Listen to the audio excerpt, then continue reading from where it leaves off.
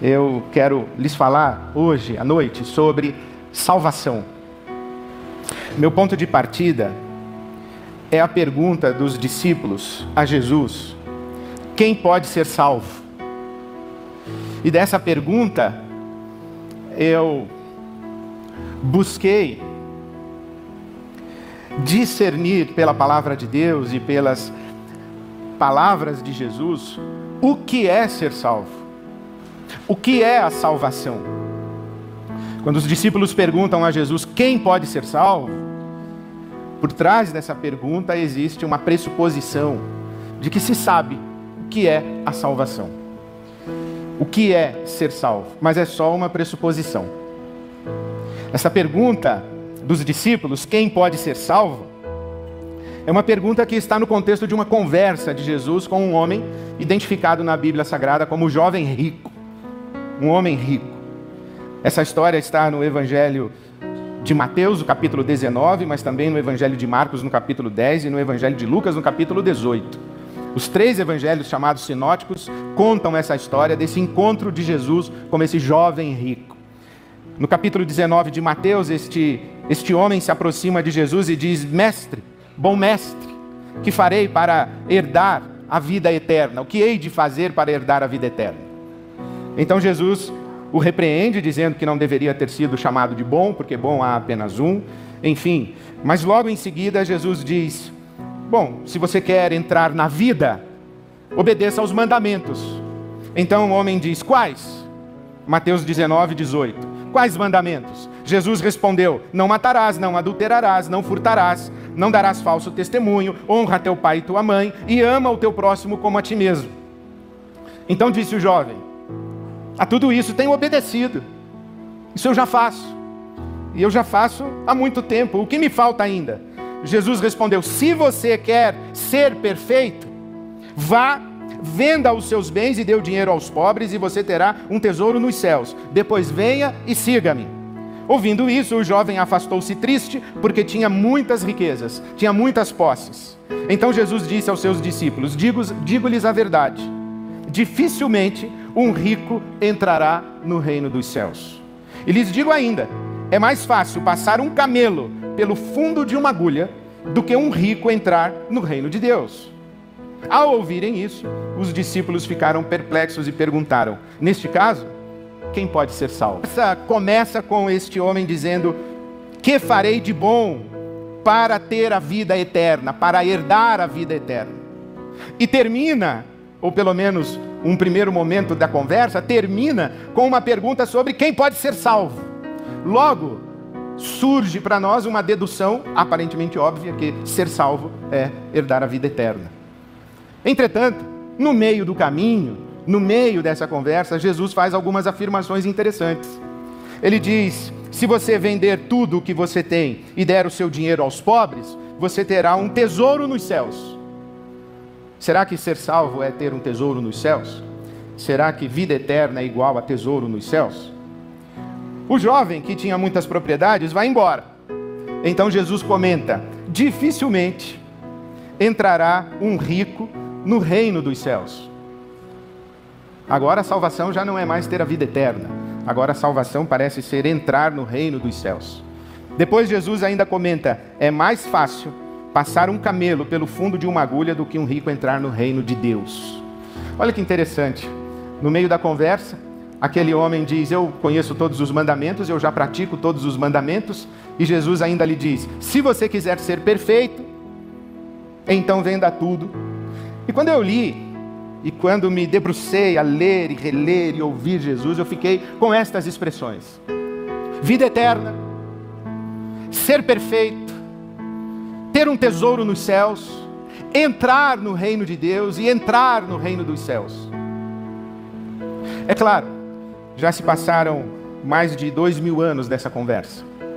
Depois disso já aconteceu muita coisa. Inclusive, depois dessa conversa, Jesus morreu, ressuscitou ao terceiro dia, foi levado aos céus, derramou o Espírito Santo sobre toda a carne, visitou na estrada a caminho de Damasco um homem chamado Saulo de Tarso.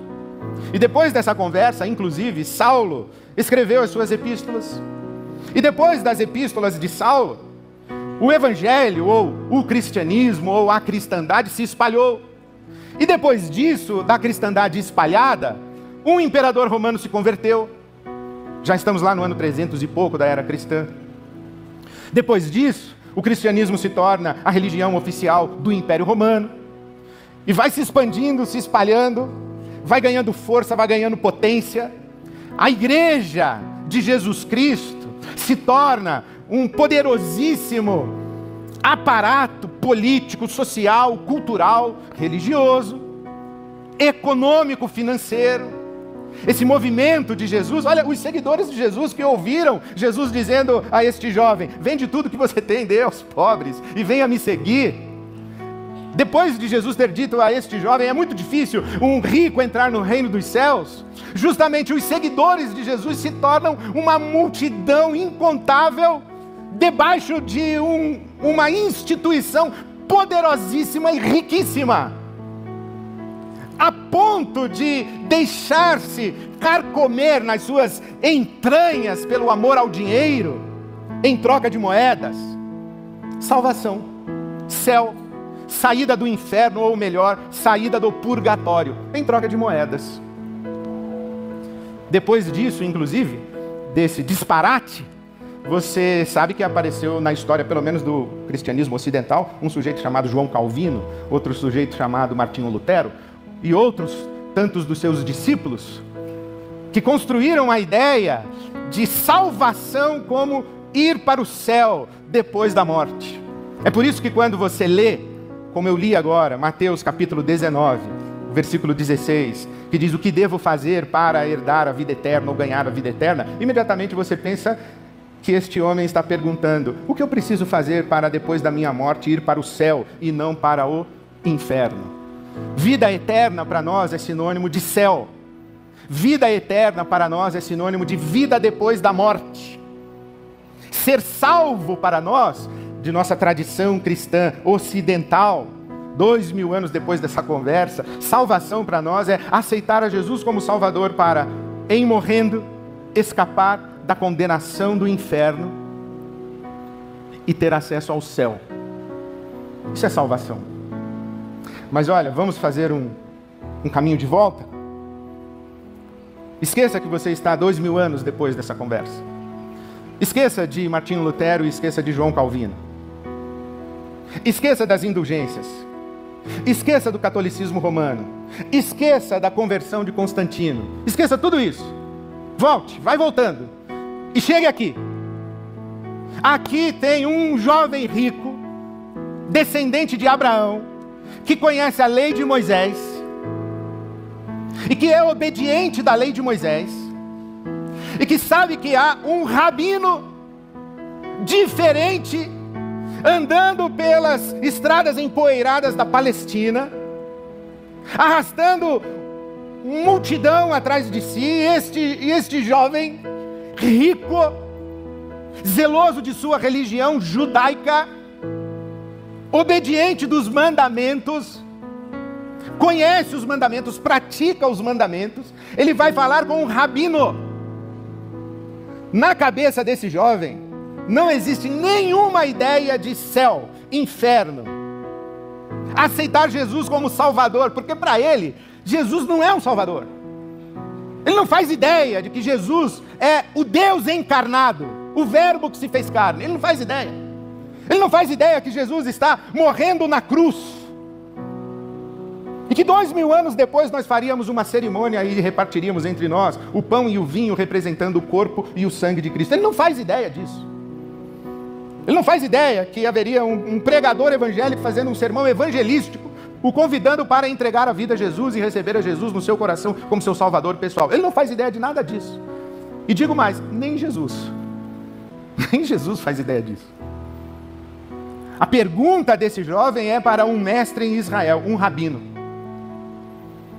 E quando se fala em vida eterna, quando se fala em reino de Deus, reino dos céus, o que está se falando é a respeito do reino messiânico.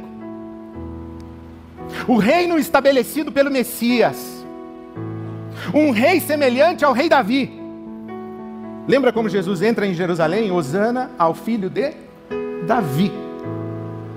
O que esse jovem tem em mente é que o Messias vai estabelecer um reino e o governo de Deus há de se estabelecer, e ele diz: o que eu preciso fazer para participar do mundo governado pelo Messias? O que eu preciso fazer? E Jesus diz: bom, você já sabe. Você não é descendência de Abraão, você não conhece a lei de Moisés, você não conhece o pacto que Deus celebrou com a descendência de Abraão? Você não conhece os mandamentos? Então, é isso. Foi isso que Moisés ensinou para você? E ele diz: mas isso eu já faço. Eu já faço e sou rico. Eu sou obediente e sou próspero. Aqui, se você quer ser perfeito, versículo 21, se nós estivéssemos lendo esse texto na língua hebraica, não em português ou na língua grega, se você quer ser um sadik, você realmente quer ser um justo, o sadik é o justo, que pratica a sedaká, a lei, que anda no caminho da justiça,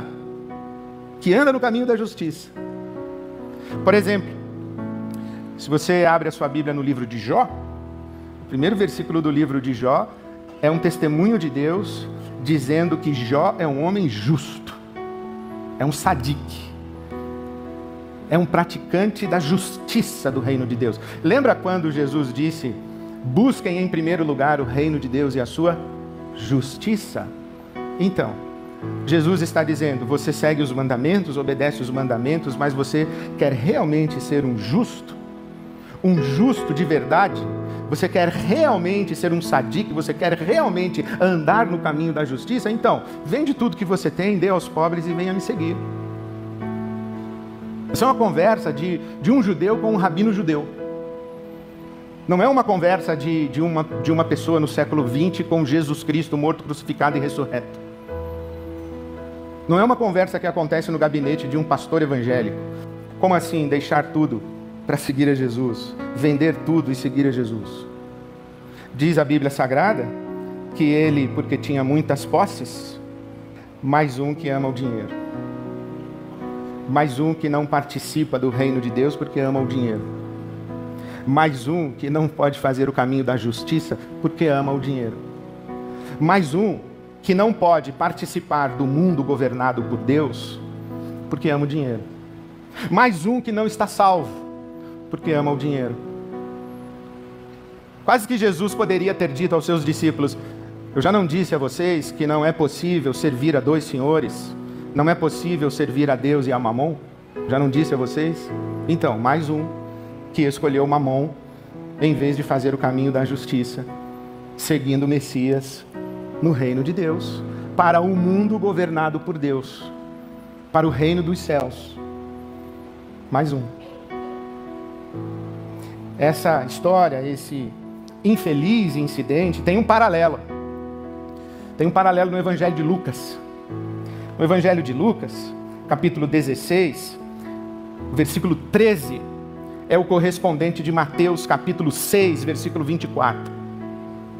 Jesus diz: nenhum servo pode servir a dois senhores, pois odiará um e amará o outro, ou se dedicará a um e desprezará o outro. Vocês não podem servir a Deus e ao dinheiro, não podem servir a Deus e a Mamon.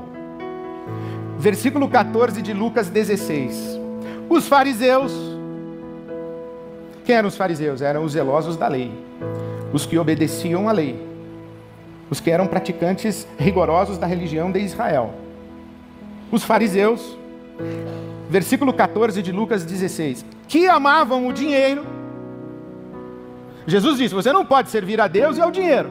Os fariseus que amavam o dinheiro ouviam tudo isso e zombavam de Jesus.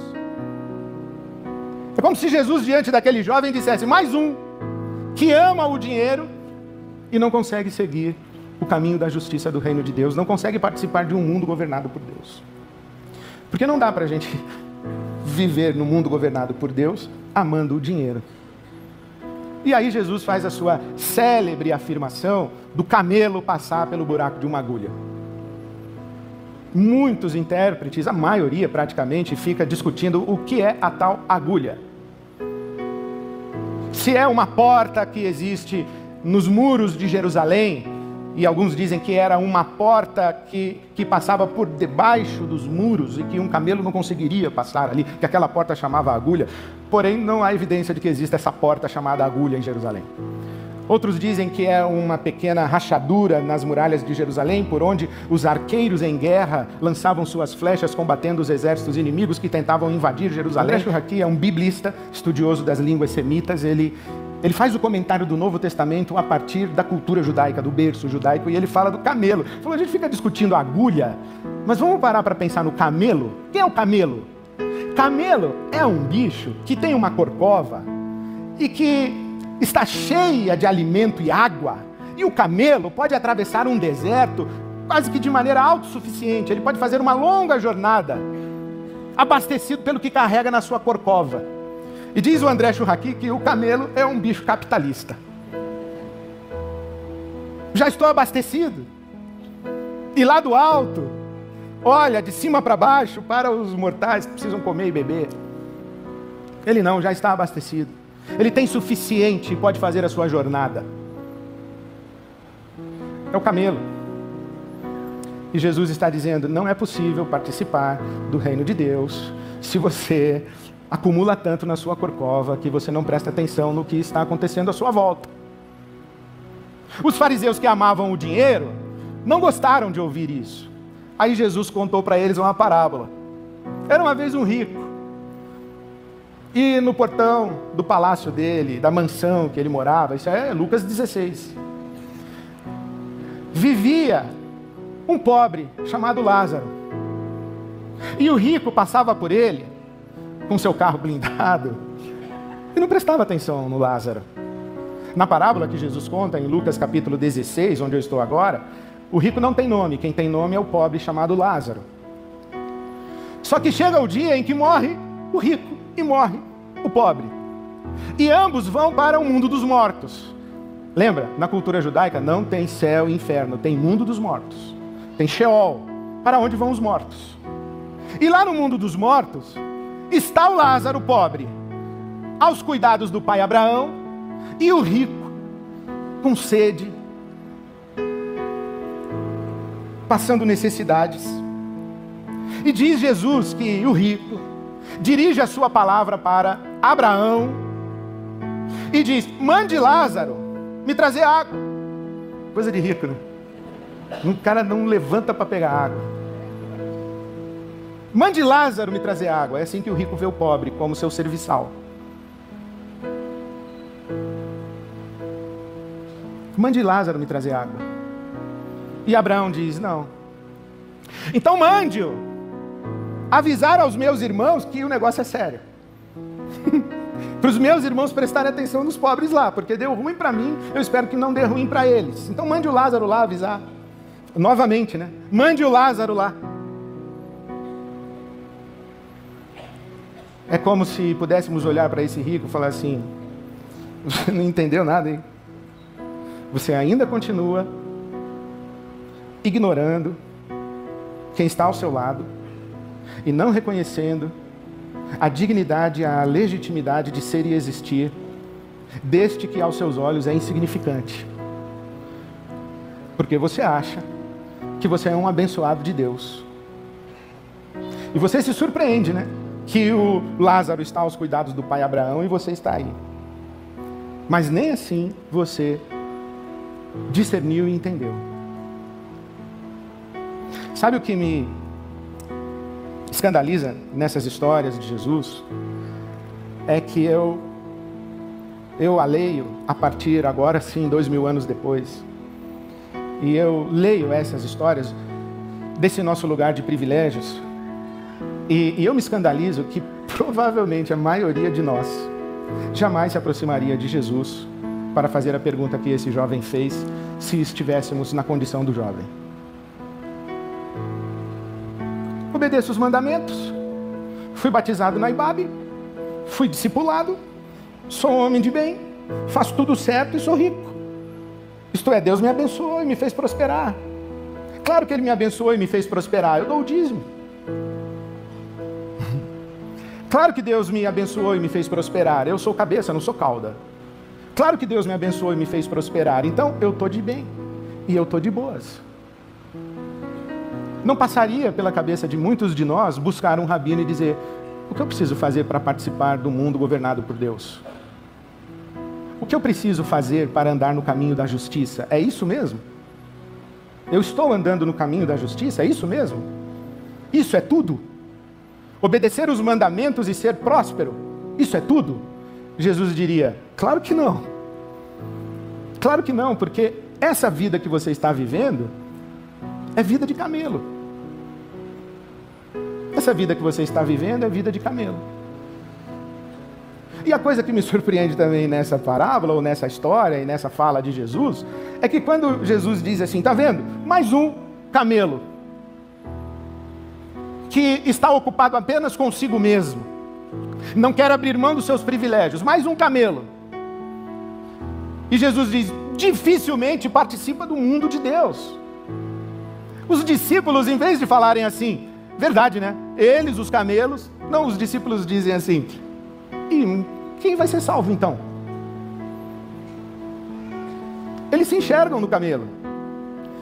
Porque se eles não têm uma corcova abastecida, eles têm uma corcova que eles querem que seja abastecida. Porque se eles não têm uma corcova abastecida, eles estão perguntando a Deus: eu sigo os teus mandamentos, por que a minha corcova não está próspera? Porque o raciocínio deles é eu e Deus. A religião que é eu e Deus, eu cumprindo as minhas obrigações para com Deus e sendo abençoado por Deus. O que mais precisa? Jesus diz: exatamente, precisa furar essa bolha. Porque o mundo governado por Deus não é uma questão entre você e Deus, é uma questão de todo mundo com Deus. Inclusive do Lázaro, que você passa por ele todo dia. Outro dia eu li um pastor dizendo que deu uma esmola para um pobre na rua. E o policial disse assim: você não deve dar esmola para pobre. Vai gastar em bebida, em crack, em droga. E o pastor respondeu assim: olha, eu não dou esmola para ele apenas pensando nele. Eu dou esmola para ele porque Jesus disse que eu não posso ignorá-lo. Eu dou esmola para ele porque eu também estou pensando em mim. E pensar em mim é incluí-lo no meu mundo. E não passar por ele como se ele não existisse, porque isso é o caminho da justiça. É assim que a gente participa do reino de Deus. É assim que a gente é salvo. É assim que a gente é um sadique, que a gente anda no caminho da justiça. Essa semana eu vi uma história, e vou terminar com ela. Eu vi a história de um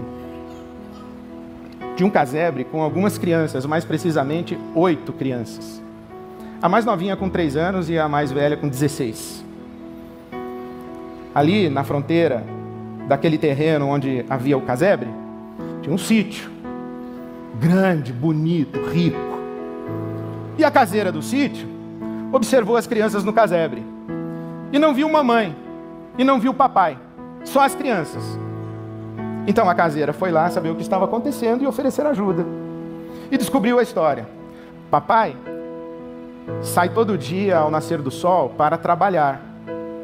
Mamãe faleceu vítima de um câncer bem recentemente. E as crianças estão ali. Papai vai trabalhar para um sujeito que se apresentou a ele como pastor. E o contratou para construir o templo da nova igreja. Prometeu um salário de R$500 por semana. Papai saía para trabalhar todo dia. Ao final do mês, o tal pastor disse ao papai das 8 crianças: arrumei um casebre para você e dou alimentação para você, você está praticamente me devendo, companheiro. Isso é crime, né? É trabalho análogo à escravidão. Mas aquela caseira, com outras funcionárias e outras caseiras de outros sítios, e as famílias se mobilizaram, foram cuidar das crianças, foram providenciar escola, foram providenciar assistência de saúde, roupa de frio, alimentação adequada. E quando eu vi essa história, tendo passado a semana meditando em tudo isso, eu falei: não é possível que passaram-se 2000 anos e um homem, em nome de Jesus, ainda escraviza pais, mães e crianças. Não é possível que, passados 2000 anos, nós ainda temos uma religião maldita que pensa que o caminho do reino de Deus e o caminho para o céu é possível de ser percorrido no cultivo de virtudes e sob a bênção egocêntrica e egoísta de Deus. Não é possível. Quando eu vi essas histórias, eu pensei, aí está um pseudo-pastor criando o inferno. E ali estão algumas mulheres e algumas famílias criando em volta dessas crianças e dessa família enlutada o reino de Deus. Então, quando alguém pergunta o que eu preciso fazer para ser salvo, eu respondo, depende do que você chama de salvação. Se você chama de salvação ir para o céu depois da morte e acha que é suficiente aceitar Jesus como seu Salvador, você pensa que já está salvo. Agora, se você realmente quer ouvir o Evangelho, a sua pergunta é, como é que eu participo de um mundo governado por Deus? Isso chama reino de Deus, reino dos céus. Como é que eu participo do mundo governado por Deus? Então, você participa do mundo governado por Deus, entendendo que nesse mundo não tem só você. E que você não pode viver como se só existisse você. Pelo contrário. É assim que a gente é salvo. Porque enquanto a gente não descobre isso, a gente está perdido. Nesse mundo governado por Deus, não tem lugar para a solidão. Essa semana eu li uma expressão que veio fundo na minha alma. É um ditado da igreja cristã ortodoxa do Oriente. Um cristão não é cristão. A ideia de que existe salvação individual não está nas páginas do Novo Testamento, do Evangelho de Jesus Cristo. A nossa caminhada no mundo governado por Deus, o nosso caminho de justiça, o nosso fazer caminho de Jesus, do jeito de Jesus e com Jesus, é sempre na comunhão.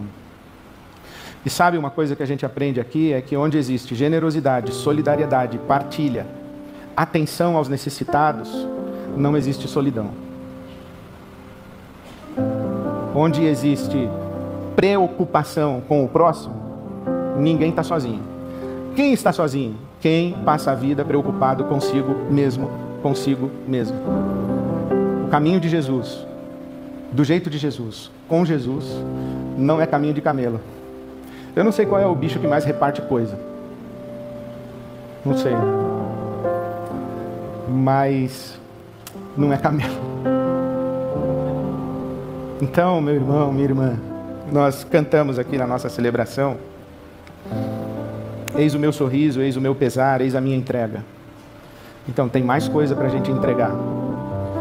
E quando a gente grita, reina sobre mim, reina sobre o meu viver, reina sobre o meu ser, tem a ver com isso. Mata o camelo que há em mim, para que eu ande nesse caminho de justiça. Abala o chão da vã tradição, restaura a essência da religião. Sabe o que a palavra de Deus diz? Que a religião que Deus abençoa é cuidar do órfão e da viúva. Essa é a verdadeira religião. Então eu queria convidar você a orar novamente. Eis a minha entrega, reina sobre mim, reina sobre o meu ser, sobre o meu viver, e me faz viver nesse mundo governado por Deus, chamado Reino de Deus, Reino dos Céus. Me faz andar o caminho de Jesus, do jeito de Jesus, com Jesus. Amém. Vamos ficar em pé e vamos orar juntos, cantando.